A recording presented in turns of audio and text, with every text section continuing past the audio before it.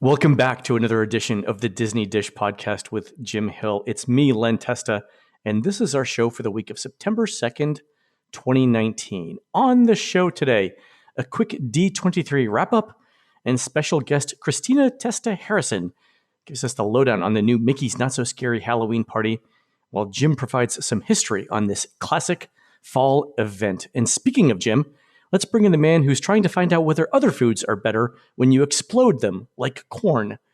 It's Mr. Jim Hill. Jim, how's it going? Len, I am so glad you brought up the issue of corn, because just like yesterday, I learned that I have been doing corn on the cob wrong my entire life. Corn in boiling water? But here's the thing. They didn't know this recipe was that complicated, Jim. Go ahead. That's what I thought, but it turns out that you're only supposed to put corn in water for literally a minute. For my entire life, I've done it for 5 minutes, 8 minutes. So, in effect, what I've been making is creamed corn on the cob, and clearly a mistake. And I just wish somebody at the Corn Palace had told me about this. You know, you drive all that way, you figure you'd get some knowledge imparted on you, sort of like going to the mountaintop. Yeah. I don't know. All right, Jim, let's do a quick shout out to subscribers over at disneydish.bandcamp.com. Thanks to new subscribers Dodger Knoll, Ken M, and John L, and the longtime subscribers Colleen P, Mary B, and M. Paria. Jim, these are the folks who are putting together the mixtape for the new Guardians of the Galaxy Cosmic Rewind ride at Epcot's also new World Discovery area. In fact, they're the ones responsible for getting Brandy, You're a Fine Girl onto Volume 2. So we're in good hands for this ride. 3 words for you kids: Earth, Wind, and Fire. What a good wife you would be. Now we're all going to be singing that the rest of the day. There you go. So, Chrissy, do you have any special 1970s era songs that you want on the Guardians of the Galaxy? I was at that show maybe 20 times. So not only do I know all the words, but I know all the moves. So we might have to put that on YouTube at some point. I'm renowned for my rhythm as well. So you never need I'm to hear a fan. You never need to hear Pat Benatar's "Hit Me with Your Best Shot" ever again. No, I got it all on my phone. I listen to it when I'm in the parks. If I don't want to hear Jeepers Creepers when I'm in the studios again. So I'm a fan. Good point.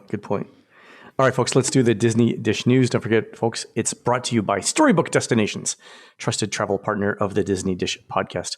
For a worry-free travel experience every time, book online at storybookdestinations.com. Jim, we're just a few hours from the official opening of Galaxy's Edge in Walt Disney World, and word from the Transportation and Security Administration is that they've banned the newly designed Coke bottles from airline flights. This is recently announced in the last 24 hours. Jim, we had questions about this on a previous show, right? We said they looked kind of suspicious on an X-ray machine? I think as far back as when they did the initial presentation, the Galaxy Night presentation at Disney Hollywood Studios, and they threw up an image of, hey, and we're going to offer this as a special souvenir. And you were like, I don't think that's going to fly. Literally. Literally, it's not going to fly. And it just... Figuratively, metaphorically, grammatically, ecumenically, it's not going to fly. You are a Disney PR rep. You have gathered all of these journalists here, and you've just come through your somewhat troubled summer for the Anaheim version of Star Wars Galaxy's Edge, but now you get to hit the reset button, and you get to show off the Orlando version, which isn't going to have any problems.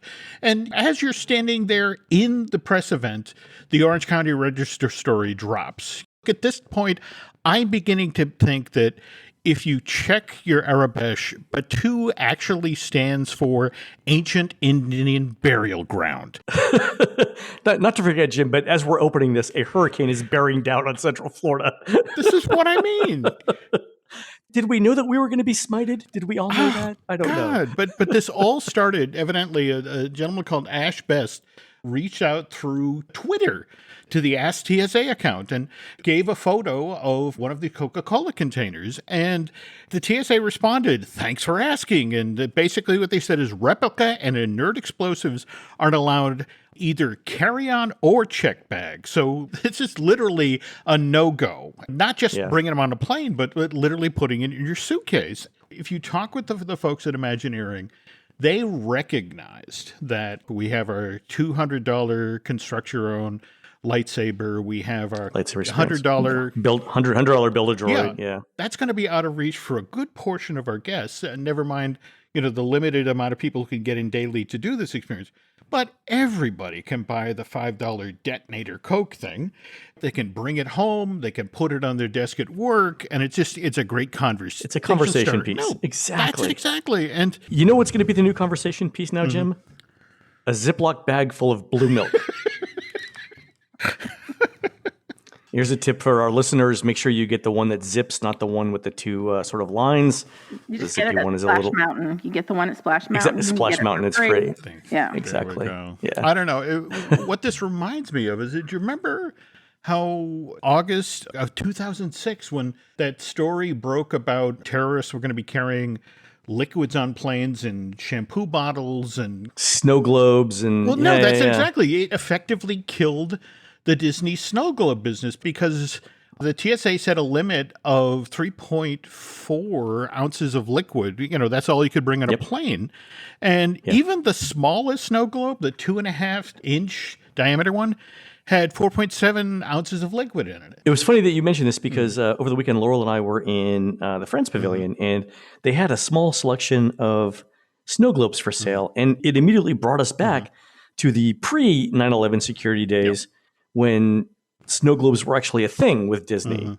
And we were surprised that Disney was even attempting to sell them in the souvenir shop now. Like, this has got to be for locals. They weren't just a thing. I mean, hell, the parade that they were launched, big, that Share a Dream Come True thing, the entire parade. Right, built on a snow globe theme. And in fact, you could watch the parade and then turn around, walk into the Emporium and buy miniature replicas. In fact, they're available on eBay right now. I was just talking with a friend at Disney today, and they're trying to make a decision. They assume that based on what's happening here, Disney is reaching out to the TSA to get some clarification because the only option is to mail these things home now. And I got to tell you, Len, if you go to the U.S. Postal System, you go to your local post office and you're mailing a package. It's going to be $7. It'd be $8 to mail the $5 bottle of Coke. But not only that, the person behind the counter is supposed to ask you, is the fragile, liquid, fragile, perishable? Yes. And you're going to be like, yes, it is. It's like, well, it only looks hazardous, all right? And it used to have liquid in it. It's like, this is going to be a wonderful conversation with your local post officer. That's true. You could drink the Coke and ship home the empty container. Yeah, but see... And then refill it, but then what's the point? I feel like this whole project has been snake bit, and this is the story today. As they're launching the park, and Disney has yet to respond about what are they going to do. Well, yeah, they're scrambling, and the PR people are all over at Hollywood Studios right now doing the press event thing. Also, again, I mean, and I'm not joking about it, but there is a hurricane sort of bearing down on us in Central Florida, so they've got some things to work out. Hey, folks, Jim here with a quick update, which I'm recording on Saturday, August 31st. Well, when Len and I originally recorded this show on Wednesday, August 28th, this was what was actually going on with those thermal detonator-themed Coca-Cola containers that were being sold at Star Wars Galaxy's Edge, both out at Disneyland Park and at Disney's Hollywood Studios. What the TSA was telling folks was, since these items resembled replica explosives, they couldn't be packed in your checked bag or in your carry-on. Well, just 2 days later, on Friday, August 30th, the TSA reversed itself. In a statement that was released on Friday, the TSA basically said, having completed our review of these souvenir items, we are instructing our officers in the field to treat these Star Wars-themed Coca-Cola containers as an oversized liquid. Because these bottles, which are themed to look like faux explosives, contain liquids larger than 3.4 ounces, they should be placed in checked bags or emptied in advance if travelers are looking to bring these souvenirs on the plane as a carry-on item. This is why you just gotta love government bureaucracy. For 48 hours, Disney fans are made to lose their minds because they don't know how they're supposed to safely get these souvenir Coca-Cola containers home from their visit to Galaxy's Edge. But then, when the TSA finally issues an official statement about these items, they never say a word about how these thermal detonators from the Star Wars films look like faux explosives. All the TSA wants to talk about is that, again, that 3.4 ounces of liquid thing again.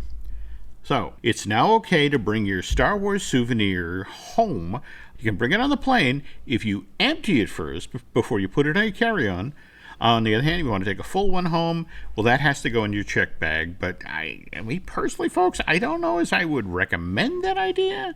What with the different pressures in the cargo hold and all, it's quite likely that once you get home and you open up your suitcase, what you're going to wind up with is an empty thermal detonator-shaped Coke container, as well as a pair of cola-flavored boxer shorts. That's a quick update to the story that Len and I recorded on Wednesday, which then got edited into the podcast on Saturday. We now return you to this week's Disney Dish as it was originally recorded back on Wednesday, August 28th. By the way, Jim, did you see that the food courts for Galaxy's Edge opening, the food courts at the Valley Resorts will be opening at 2:30 in the morning? Ooh. So you can get coffee. And I'm just going to point out to listeners that Raglan Road closes at 2 a.m. By the time you get over to the food court, you could be 2:30. Yeah, well, there we go. We got to just to get some black coffee, sober up. But Len, honestly, what are the odds that both Disneyland Park and Disney Hollywood Studios both built their versions of Galaxy's Edge on top of Indian Burial Grounds? I mean, seriously. Well, we'll see how it goes this weekend. I'm planning to get in line tonight and see what it looks like. Cool. All right, Jim, in other news, lots of stuff was announced at D23 in Anaheim this past weekend. So much, in fact, that we're going to do a separate deep dive Bandcamp exclusive show on it. But let's touch briefly on some of the things that got mentioned. First of all, the redesign of Future World now has a theme and some names. The center of Future World, including Spaceship Earth, will be World Celebration. What we know of as Future World East will be World Discovery. And Future World West, which includes the Imagination Pavilion, the Land Pavilion, and the Seas Pavilion, will be World Nature. Again, World Showcase remains. Jim, how does the current Imagination Pavilion fit into the World Nature theme instead of World Discovery? Check back in like a year and a half, Len. They came within inches of announcing it at the expo. It was the Inside Out rethemed redo of this attraction, but a lot of stuff fell off the table. A lot of stuff did fall off the table. We'll save that for the Bandcamp exclusive. I'm surprised that Brazil didn't get announced given the social media that we saw ahead of time. Yeah. But we'll talk more about that later. The other issue that the Future World name basically goes away. And we have our World Celebration, World Discovery, World Nature. And remember when they were talking Project Gemini, the whole notion, same thing. The Future World name went away, and this part of the park was going to be called Discoveryland. Disney is tired of chasing the future.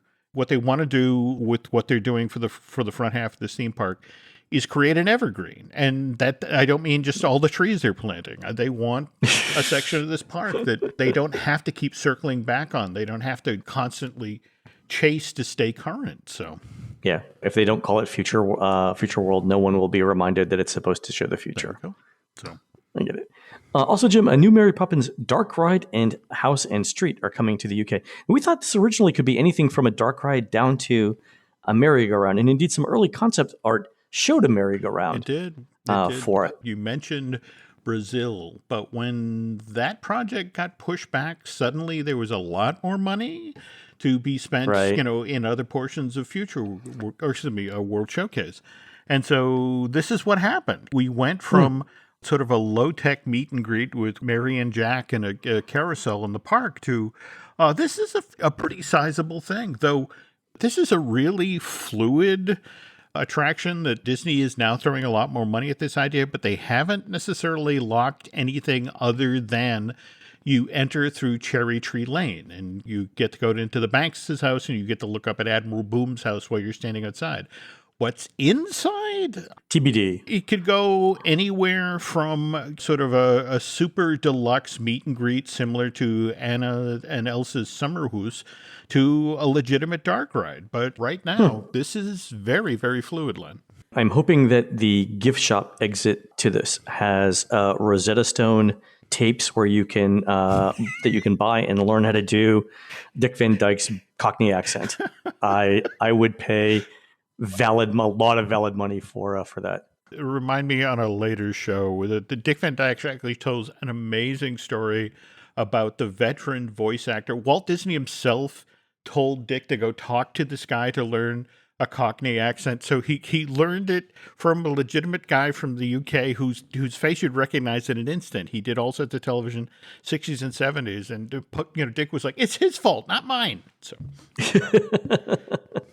all right, Jim. Speaking of fluid plans, Epcot also announced the Journey of Water, water exploration area, inspired by Moana, and outside of the Seas Pavilion, where Innovations West currently is. Christina, did you see this? Yeah, water is the essence of wetness. And it's my Zoolander quote. Yes, I'm very excited. Giovanna is a humongous Moana fan. So it honestly, they could put like a little tent over the splash pads and play the music that we know. Be like, and Moana. It's going to be a huge hit. Up until just 6 months ago, this was a fairly generic walk to the sea water play area. I mean, the idea was it was interactive fountains and kids could walk through and families could walk through the space and then get over to the seas with Nemo and friends. And what wound up happening was Bob Chapek has never met an IP, especially one that's earned more than $500 million at the box office, that he didn't like. And so very late in the game, the Moana theme sort of got shoehorned into this project. And don't get me wrong, you're right. There's a lot of people who will love this because it has a Moana tie-in. But at the same time, it's like a lot of the stuff that just got announced at D23 is IP driven. And I don't know if you saw the piece that ran in the Los Angeles Times just yesterday, but there's a number of folks who were just sort of like, the weird thing is because Disney's doing so many ride shows and attractions that are based on IPs right now, they're squeezing the theme out of their theme parks. Do you feel like that, on that note, that it messes up the magic for you? Because for me, when I see the newer stuff and it's all like the Moana thing is announced, and now there's this new Moana baby, and there's a lot new Moana merchandise overnight. For me, that kills some of the magic. Does it ever do that for you? The history of the Disney company is based on merchandising. Right. This year, we just celebrated the 90th anniversary of Mickey Mouse. And from the moment that character came on the scene, Disney was, I want to say the first thing that got licensed was a pencil box or some stationery or something like that. So they've always done this. I think the problem is right now, it is such a coordinated effort. There's an event that's being held this fall in mid-October, but it literally is on one day, all of the merch hits for Frozen 2, Star Wars Rise of the Resistance, and The Mandalorian. And that's like 6 weeks out from the film itself. And then when the film comes out, there's a second wave of merch. And then by the time the Blu-ray and DVD hits, there's a third wave of merch. So it's just sort of this whole, excuse me while I grab you by your ankles and shake. I know you have more money in your wallet. So it feels that way. That's classic. The Moana thing, the art looks lovely, but very, very, very late in the game, that got an IP folded into it. It is, but that brings me up to the next thing. Spaceship Earth is getting a new theme as well, and it's going from the history of communication to the history of storytelling. What's the 30-second synopsis of this? I don't know if you saw, but did the art actually, the concept that's out there, showed an image of Moana. And we are stepping away from classic Epcot to go with the notion of people come to the Disney theme parks to see the Disney characters. So let's put them in Spaceship Earth. And even as somebody who wasn't necessarily a fan of the original Epcot in 82, this bothers me, Len. We're getting further and further away from whatever this park was when it started out in the early 80s. Right. We'll talk more about that on our Bandcamp exclusive show because I have thoughts. Okay. All right. A couple of other things, Jim, that we knew about, but they got names. The Guardians of the Galaxy ride is Guardians of the Galaxy Cosmic Rewind. The name of the restaurant by Mission Space is Space 220, which I think we already knew because we'd seen job postings for that. The new China film is called Wondrous China, and it was confirmed that it'll be a seamless film projection, which again, we already knew. The new Canada film is Canada Far and Wide, also a seamless film projection. The Canada Far and Wide. I just see Bob and Doug McKenzie. It's low-hanging fruit. Don't do it, Len. Don't go for the cheap laugh. Okay. All right. The Tron attraction at the Magic Kingdom is Tron Light Cycle Run. I think we sort of knew that. And it was confirmed that the new Cirque du Soleil show at Disney Springs opens on March 20th, 2020. And it's the history of Disney animation. So I think the thing that we've seen with the Moana thing, with the Spaceship Earth storytelling thing, with the Cirque show is folding IP into everything. Mm-hmm. So those were the big name announcements. Jim, there was one more announcement. I think that one more big announcement I want to talk about. The Disney Genie app was announced. It's a new app that provides custom itineraries for your park day, coming in late 2020. The press release reads in part, and I'm quoting, "Sometimes you may know exactly what you want to do, but you may not know the best time or order in which to do it. You'll be able to tell Disney Genie what you'd like to experience, and it will quickly evaluate millions of options to present you with an optimal day. And best of all, it's flexible. If you change your mind for any reason, Disney Genie will re-optimize your day." I've never heard of such a thing, Jim. I have this feeling of deja vu. I just don't know why, Len. So I think we've said on the show before that I've known for over a year that Disney's been working on this. And I've spoken to current and former members of the team working on it because, as you can imagine, this is a relatively specialized field and everybody kind of knows everybody or knows someone who knows them. So to protect those people, I'm not going to say a lot about how it's supposed to work. I will say, though, that my initial reaction was one of satisfaction. And it's for this reason. Not many people get to see a company the size of Disney recognize the value of an idea that they've worked on for almost 20 years. In fact, I was talking to Bob Selinger on Monday. We have a normal Monday catch-up call. And I was like, I saw this 20 years ago, but you saw this 35 years ago. So you're the real visionary here. We both had a nice laugh about that. That was good. You guys, what you do with touring plans, it's so dynamic and you work so hard at it. And I honestly wonder if Disney knows what they're getting themselves into here. A lot of smart people working on it. We'll see. Okay. We'll see. Okay. I'm going to quote here Mike Tomlin, Pittsburgh Steelers head coach. "I embrace the challenges that come with the role." Okay. There we go. All right. We'll move on. Jim, the next Disney ship is the Disney Wish, slated to start cruising in 2022. So from what I understand, Disney's taking delivery of this in late 2021. So the cruises start in 2022. And that means that sometime next year, Christina, we should be able to see what the itineraries look like. I'm a little surprised we didn't hear any more details about the ship, but again, you can't book it for another year. So maybe this is going to be a D23 announcement. I would assume, but we've joked about the spinner that's hidden back in the office, the magic, wonder, wishes. Magic dreams, wishes. What's left for the last two ships? Disney, more magic. I would say it would be the Disney Plus, but okay. Yes. There we go. I don't know. Speaking of names, the Star Wars Hotel outside of Disney's Hollywood Studios is named Star Wars Galactic Star Cruiser. And Jim, we had talked about this, I think, more than a year ago. We had compared it to going on a cruise. And I think we had talked about it in terms of cruise pricing. But Disney actually confirmed a couple of things. One, that it will be like a cruise and that everybody embarks at the same time on the same 2-day journey. Wow. This, from an operations point of view, is going to be fascinating. Well, it's only a few hundred people going into the hotel rooms, right? I mean, the onboarding part is going to be fairly straightforward. It's the play coordinating up to near 400 to 800 people. Yeah, I get that this is a fairly big land, but this is a relatively small hotel. And I don't know if you saw, they talked about how they'll allow you to go onto the bridge and you can have an experience where you get to drive the ship a little bit. And it's just sort of like, how would you like to be the 6:15 in the morning, come down and drive the ship? That your time is 2:30 to 2:35. Yeah. Getting you to do those things without making it feel like you're standing in lines is going to be interesting. By the way, Jim, did you see in the concept art, the girl brandishing the lightsaber and deflecting blaster fire? No, where something coming. Have I seen that before? That's what that patent was. We thought it was I thought it was gonna be for the ride, and it turns out it's for the hotel. Okay, so that's where that's going. The using the lightsaber thing, the effects about the blasters, the effects with the cutting through the wall.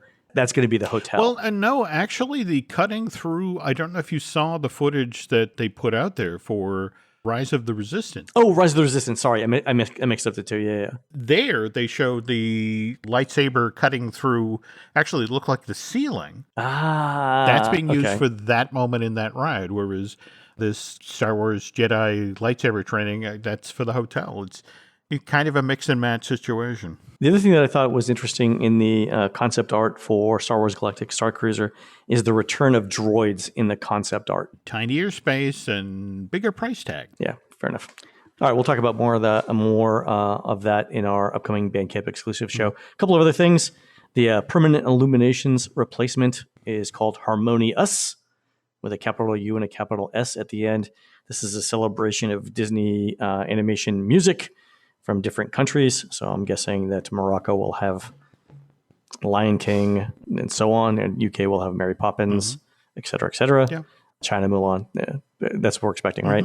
Yeah, no. And did they give a date on that, Jim? We have our Epcot Forever, Illuminations Forever debuting, I want to say October 1st or thereabouts. And after that, it gets vague. I've heard that this could be up and running as early as April of next year, more likely May. Okay. All right, so summer. But it's going to be a fascinating situation where they'll be presenting the sort of Epcot Forever show at night, and then they'll be rehearsing the new show 2, 3, 4 o'clock in the morning. So this would be a very good time to get one of those rooms at the beach resort that faces into Epcot. Wander around 11 o'clock at There you night go. with a cell phone camera.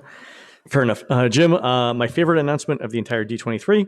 Christy, I want your take on this. Hilary Duff is going to reprise her role as Lizzie McGuire in a reboot of the Lizzie McGuire show. I'm super excited about this. And it's funny because I was joking with some people online a couple days, the night before the announcement, and I said, wouldn't it be great if the secret project that Disney had hyped up is a Lizzie McGuire reboot? Lo and behold, I'm just saying that Hilary Duff, currently in New York, filming her show for, was it the USA Network? New York is a small town. I don't care what anyone says. I'm not saying I didn't know. I'm not saying I knew. Okay. Just saying. You're obviously excited either way. I am very excited about it. No word on whether the rest of the cast is coming back, but cautiously optimistic here. There is a wonderful story about how the Lizzie McGuire show was ending on the Disney Channel and supposed to transition to ABC, along with a series of movies that Lizzie's mom, who is also her agent, kind of blew that whole up. Couldn't agree on things, yeah. So just interesting that years after the fact, we're finally getting back on track here. So Jim, one more thing, and then we'll go into our main topic about not so scary Halloween party. During the Parks and Resorts announcement on Sunday, it seemed like Disney spent a lot of time in that Parks and Resorts panel talking about their partnership with Target stores. I didn't see how that fit in, and they spent a lot of time on that. What's the link here that I'm missing? And remember, we're talking only 25 stores, at least initially. And in fact, I'm trying to get a handle on where exactly these are all going to pop up. There's supposedly a list online. But okay, so it's Disney stores inside a Target store. Right. Okay. At least one of which will be in Orlando. Yeah.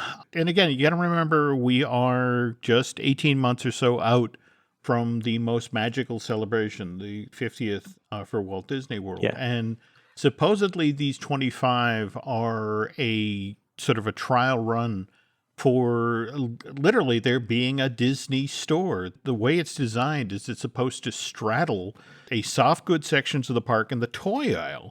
To one side, you'll have clothing and household items, and to the other side, you'll have the stuff for the parks coupled with the latest hit films or that sort of thing. I get the idea. The thing I didn't understand is, why is this in a D23 Parks and Resorts panel? The idea is that there is going to be so much merch from the parks celebrating the 50th that will be in these Target stores, at least in 2021. This is Bob Chapek's vision. Look what he did to the department. It's consumer products, parks, and experiences.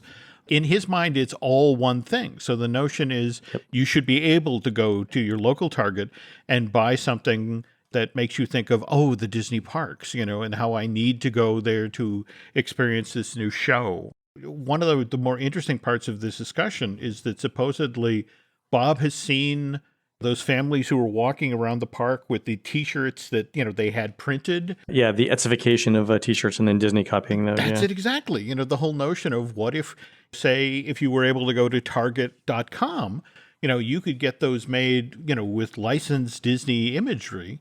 And again, use your cartwheel, account at Target to get 5% off. It doesn't necessarily fit as you and I envision the Disney company, but as far as Bob Chapek is concerned, consumer products and parks are all one thing. And, going into Target is just a logical extension of where he's taken the company. And also, if I may, being Target's target audience and Disney's target audience as the mother. You're the middle of the Venn diagram. I control every penny in the household, and every bit of my disposable income is either spent at Target or Disney. So for me, this was like the big announcement. Other than the genie thing, Really? I was like, they're in my head, and it's not just me; it's all of my peers and all of Gigi's friends' moms. They were all texting me, "Did you see this?" So to me, this is genius. I mean, it's going to be horrible for me, but it's genius. All right, folks, we're going to take a quick commercial break. When we come back, Christina is going to tell us all about her visit to the new Mickey's Not So Scary Halloween party. I hope Aaron introduces some spooky outro music for this. We'll be right back.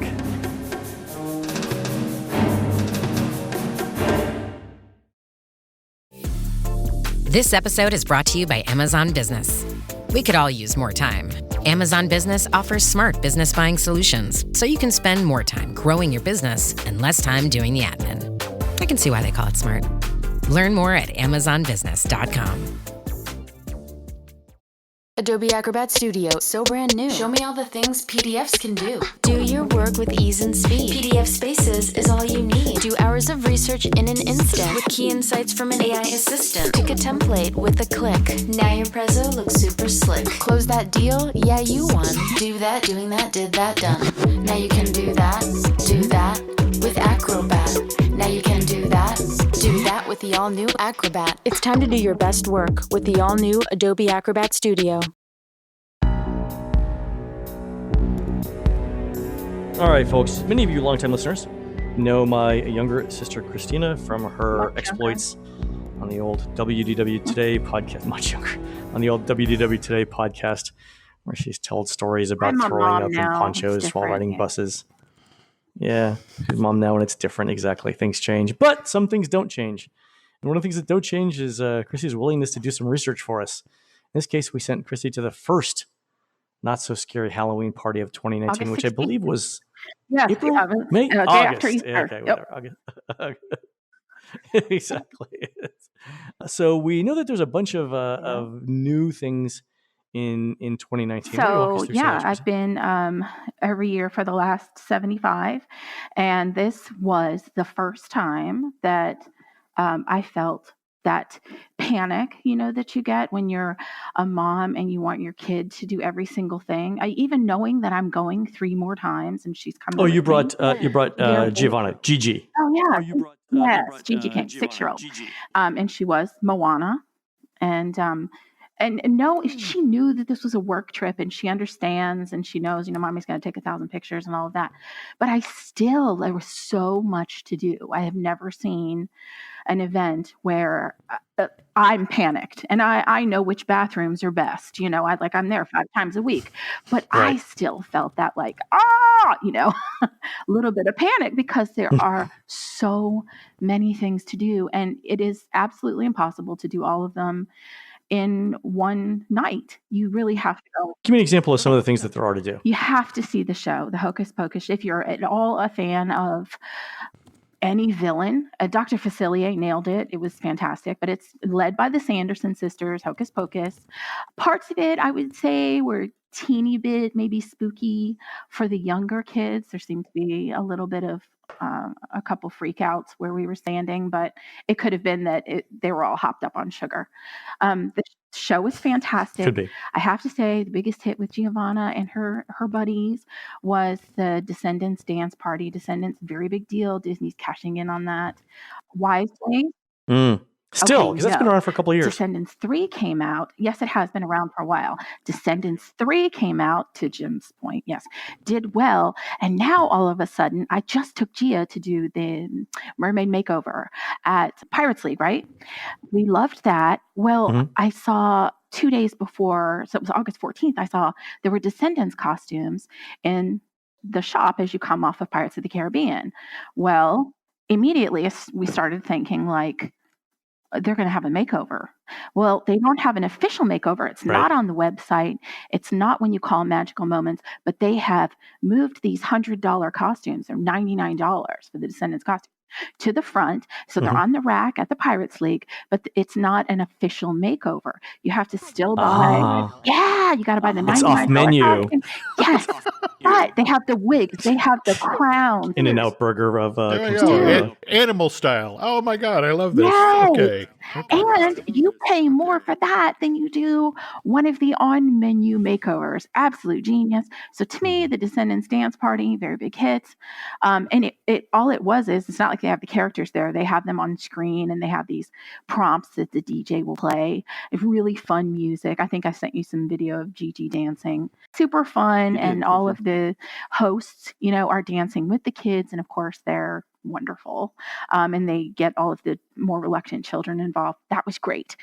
The thing I was most impressed by is the allergy-friendly stuff this year. They have taken it to a whole new level. So when we check in, you check in and you go behind Main Street and you get your bag.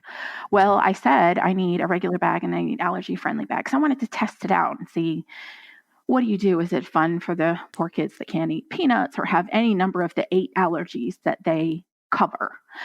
Yeah. And so you get your big blue bag. So the thing that I will warn about that made me a little nervous was in the beginning, right at 7:00, they start handing out the candy, right? And so all of the giant light up pillars with M&Ms on them come out, and everybody's all crazed to get their candy, and they're carting around these. Oh, does the swarming start right outside? For the candy. Man, people wait in line for candy. You have to be out of the park by 6 if you're not part of the party. They do not start selling the party-specific treats like Constance's the Hatchet Cake or the Push Pops with Jack and Sally. I mean, those lines were like 45 people long. There's party-specific merch with the Sanderson sisters. It was roped off, like at the Big Top. Souvenirs. People were lined up for that everywhere we went, because we got there at 4 because I wanted to check everything out. Was it hot? We live on the face of the sun. It's been in the mid-90s every day. I carry deodorant in my backpack. I apologize, but I don't think it helped. I've just resigned myself to being offensive to everyone, both visually and olfactorily. It's like the rainforest, but with lava. Yeah, and you could tell who the Canadians were, and you just wanted to hug them with ice. Yeah, because Fred was here. Fred from Ottawa was here, and he's like, I don't know how people do this. We really have to CC the Central Florida Tourism Board. That's a lovely. Chris is really selling It's like the rainforest, only with lava. The Mickey Mouse is the only thing that can keep you in Florida. Honestly, I don't know why we live here otherwise. If Disney World closed, I got nothing for you. The awesome thing is, if you go by Starbucks and you get 2 Trenta cups of ice, okay, you save your cups because turtles, you save your cups, but you get your free ice. Don't use those little spouts that they have, because everybody puts their mouth on their bottle and then puts the bottle on the spout. Don't do that. Ask the nice people at Starbucks for free water. Anyway, that's how you don't pass out. Yes, people were lined up. They were lined up for everything. They were lined up for candy, for the treats, for the Haunted Mansion popcorn buckets. There were lines everywhere. And they didn't have all the popcorn buckets at one location. They were at 3 locations. That's right. Yes. Oh, sure. It's got to spread you out through the park. It's just good crowd management right there. 4 kernels worth every penny. That's not even a joke. Love it. Love it. It's something that you could put on the end of your purse. You don't actually use them. You keep them in the plastic if you're a real collector, like I have my Minnie Mouse and my Steamboat Willie and all of that. Yes. Fireworks were really cool. Treats were really cool. The thing that, there were glitches because it was the first night. So like the parade got stuck and the audio was off at some of the parties. I'm sure all of that was worked out by the second party. But the thing that was sort of stood out to me with the allergy thing was I've never been told that I'm quiet. So when I would go up to the line for the candy, I would say, I have an allergy. I need an allergy token. And they give you a little poker chip. I'm sure that's not what they're called, little chip. But some of the cast members, because there were 700,000 people waiting for the candy, were very efficient and very fast. And they would sometimes just dump the chocolate candy in my allergy bag. And if you've got a little one, if you're a mom of somebody who's allergy sensitive, you're going to be on that anyway. But they're supposed to just give them a little token. And then there are 2 locations. I have to say, it was the stuff that they gave them. You redeemed the token for treats. So well done, so well organized. And the treats Gigi ended up liking better than the 2.5 pounds, literally, of chocolate. Yeah, you sent me a picture of the chocolate on the scale. Was it all melted into a giant brick by the time you got it home? It's cold. So I got in a little bit of trouble. Scolded. Oh, I didn't get trouble. I got scolded. So I saw they were wheeling around the boxes, right? And I'm nosy because I work for touring plans. And so I saw I could see some of the writings. I was like trying to snap a picture of what the box said. And it's 30 pounds, right? So I put my hand on. Each box is 30 pounds. And I was, then, trying to count how many were at each delivery. I can't even imagine thousands of pounds. But anyway, it's specially packaged for Disney, and they keep it cold for the party. Now, at the end of the night, everything was weeping, and it was, but it's chocolate. You're going to eat it. Doesn't matter.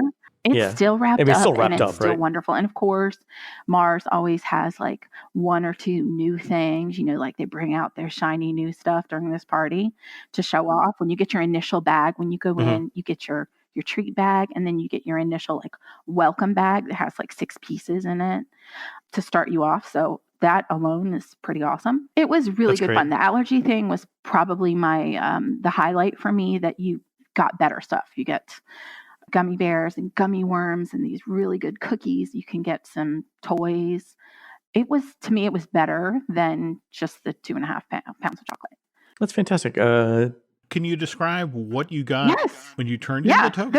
There's a menu. So there's 2 places that you go, and they have it's like the Tiffany blue, the blue pumpkin. Moms and I'm sure dads of children with allergies recognize it. It's like a visual cue for them. So there's the one spot was at the Liberty Square ticket office right next to the Hall of Presidents. And then the other one is at the Town Square Theater. So if you're like leaving, you're like, oh man, we have our tokens. So you go through the line. There were maybe 5 or 6 people. This is 2.5 hours in, maybe 5 or 6 people ahead of us. They have all of the treats behind a counter in these little sorting bins, and they have a menu in front of you that lists the allergies that they're covering. So it's milk, eggs, really peanuts, somebody did tree nuts, fish, shellfish, wheat, and soy, and all of the items on the list. What kind of Halloween candy has shellfish? Well, but they also tell you that the items on this list are processed in facilities that do not process it. That's a big deal. Oh, it's a very big deal. Shrimp flavored M&Ms is what I was going Cream of crab caramel, Len. Come on. Those shrimp chips and the exactly. Mitsukashi are good. So they had the usual Go-Gurt that I feel like they push at everything, and I know I'm going to get at Food and Wine, and I will eat. But I'm telling you, man, those gummy worms and the Smarties, and I have to say, the cast member we had, she knew not to put any Smarties in the bucket, because who wants a Smartie? Sorry to the Smarties people. But there's so many other better things. They have a menu. It's all printed. They have English and Spanish. They had people that would, it was so extremely well done. It was the most Disney thing I've seen Disney do in a very long time. Like, it was like old school Disney, if that makes sense. It was just so efficient and so well done and well thought out. I was very impressed. You think it was worth the cost? Yeah. I mean, I bought 2 more tickets myself with my money, not yours. Yeah, I'm going 2 more times really? With friends. Yeah, definitely worth the money. And I don't say that about everything. The Villains After Dark, I will never go again unless I'm forced to, because to me that wasn't worth the money. But Halloween Party is. Absolutely, no question. So did Giovanna give it a rating on her unicorn scale of 1 to 5 unicorns? Gave it 5 unicorns and keeps asking when we're going again. We actually bought tickets for friends of hers. Oh yeah, we got all of our costumes, and of course all the costumes need to be nice and cool. That would be my other piece of advice. It is Florida. Do not wear, if you can, whoever's in a tank top, that's who you want to be. Homer Simpson in a tank top, right? Absolutely. Oh, very cool. Lovely job summing up the event. Super fun. Good job, Chrissy. All right, we may have to have you on again to do other parties. All right, folks, that's going to do it for the Disney Dish Show today. If you still want more, head on over to disneydish.bandcamp.com, where you'll find exclusive shows never before heard on iTunes. We're produced fabulously by Aaron Adams, who's practicing for the Champagne Cork Shoot-Off Contest at this weekend's 33rd annual Grape Fest Festival in Grapevine, Texas. Pop some bottles, Aaron, and save me a glass.